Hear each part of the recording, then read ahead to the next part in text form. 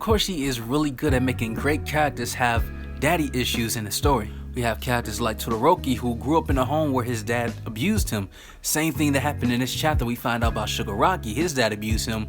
Deku's dad hasn't come back from the store yet. It's a lot of things that happen in these families' homes, and this chapter just made me understand Shigaraki way more than I did before. And after reading this chapter, it just made me believe that there's no possible way that Shigaraki is in-game. But I'll talk about that once we dive in this review. So this chapter leads off with Gigantomachia is making his way to the battlefield. And we see the start of this chapter with Re-Destro having a conversation with Shigaraki, but at the same time, he's ignoring everything that Skeptic is trying to say to him, because Skeptic is trying to make him realize that we have a problem. Re-Destro is not paying attention because he's talking about his stress bombs and how he practiced this quirk, this technique, ever since his childhood. And Re-Destro is so powerful at this point, but his quirk is only at 80%. And I believe that Horikoshi is trying to set up the ultimate showdown when Re-Destro goes 100% versus Gigantomachia. But as 80%, we see this full image of the transformation of Re-Destro just looks like a tank, and I really love his quirk because it's all about stress. You know, the more stress he is, the stronger he gets. But this interesting dialogue he has with Shigaraki definitely reminds me of how Shigaraki was speaking with Stain, because Shigaraki tells Re-Destro all he wants to do is destroy, and Re-Destro tells him a world without creation bears no future. And the reason why this reminds me of how Shigaraki and Stain had their dialogue when they first met up, because Shigaraki had no conviction during that time, and his conviction was very weak to Stain. All he wanted to do was destroy, and Stain felt as though there was no reason because of that. His reasons weren't good enough, but later on in this chapter, we find out those reasons really fast. We see that Shigaraki's father is sitting Shigaraki outside because Shigaraki was pretending to play hero. Now, I did a video not too long ago, about 3 or 2 days ago, that I believe that Shigaraki wanted to be a hero by the signs and the teases that we got in previous chapters, and how his upbringing, his backstory is almost identical to Deku's, excluding the whole abuse situation of the fathers, but they are two sides of the same coin, and I did a video about that. I will leave that on the top right hand corner. You want to check that out after this video, or I'll definitely put it in the comment section. But we see the structure of this dysfunctional family that was built on the rules of their father, and his father, number one rule, hero talk was forbidden. And only at age 5, Shigaraki's father dragged him outside because he wanted to be a hero, and had him stay outside even when dinner was ready. And he can only come back in if he apologized. And even Shigaraki's mom telling their father that he has allergies and all he does is itch. And he's saying, well, rules are rules. And this chapter leaves no room for you to like Shigaraki's father at all, because later in this chapter, you realize he's just a big hypocrite. But we find some new information about Shigaraki.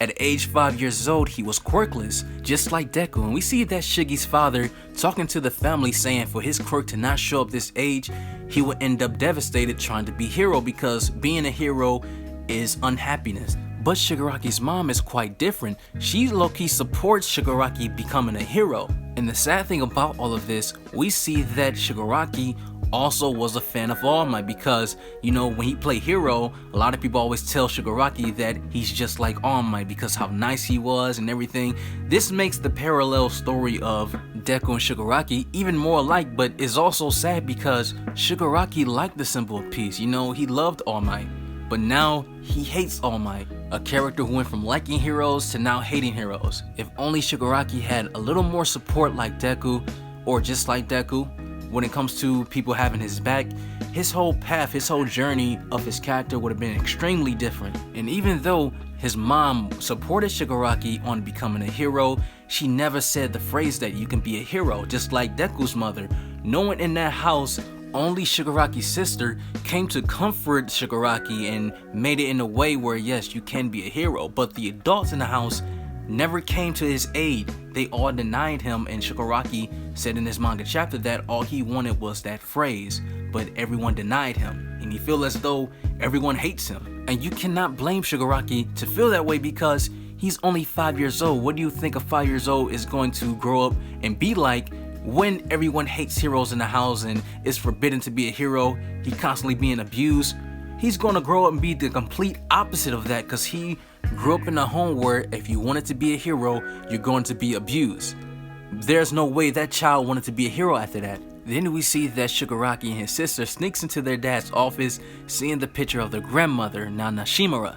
And his sister Hana tells him that it's a secret, but our grandmother was a hero. And Shigaraki is so happy to the point where it brings tears to his eyes because he realized that there is someone in his family that was a hero. And his sister makes a vow saying that when they grow up, they will be sibling heroes. And the sad part about all of this is the first time we ever seen Shigaraki as a child smile. You know, he's outside playing with his dog saying that my grandmother was a mother, so that means I can do anything. You know, he's the happiest he's ever been. And then we see this moment where I believe this is the first time we ever seen a tease of his decay quirk, because he throws the ball while he was playing catch with his dog. He hurts himself because of the moisture of the rain was piercing his skin like a needle because, you know, he's allergic and it always making him itch. But I believe that the itching was also a sign of his decay, his quirk.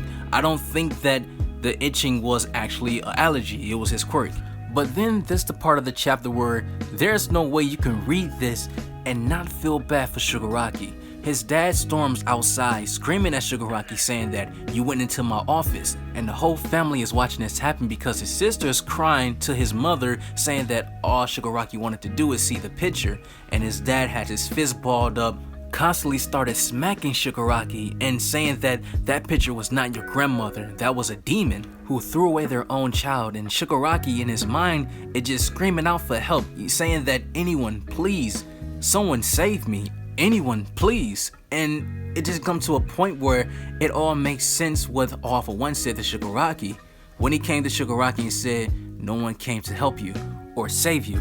And I don't think that is a coincidence that All For One has some type of connection to their family, since he's the one that killed Nana Shimura. And we have been seeing in the story, or been told in the story, that Shigaraki is the one that killed their family. I don't think that's the case. I think All For One is behind this. But I don't want to get too much in depth with that because I want to save that for another video, but we'll find out next chapter. But this is what makes Shigaraki's father such a hypocrite. He says that someone who will hurt their own family just for the sake of helping others, talking about Nana Shimura, his mother.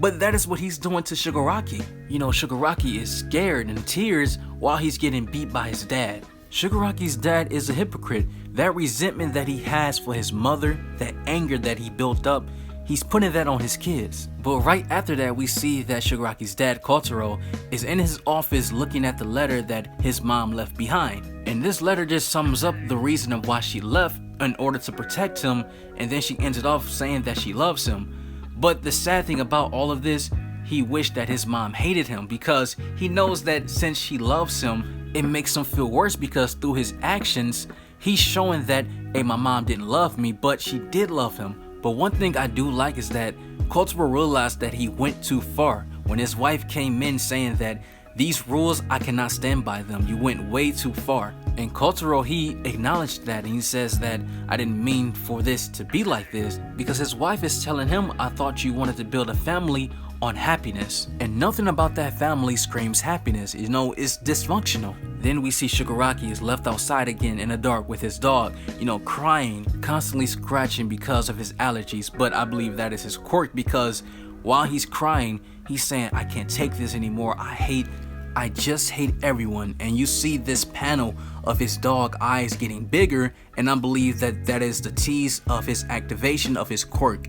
So next chapter we will see probably Shigaraki killing his dog, and we will see the whole demise of his family, because this chapter was intense. I have to give this chapter 10 out of 10 because this gives a reason and a backstory on why Shigaraki wants to destroy everything. Hopefully in the next chapter we see why All For One was involved in a flashback. But with that being said, thank you guys for watching. If you enjoyed this review, make sure to leave a like, and if you're new to the channel, subscribe to see more content. Got other videos in the work that I need to work on, some Black Clover videos, my hero videos. So you guys take care.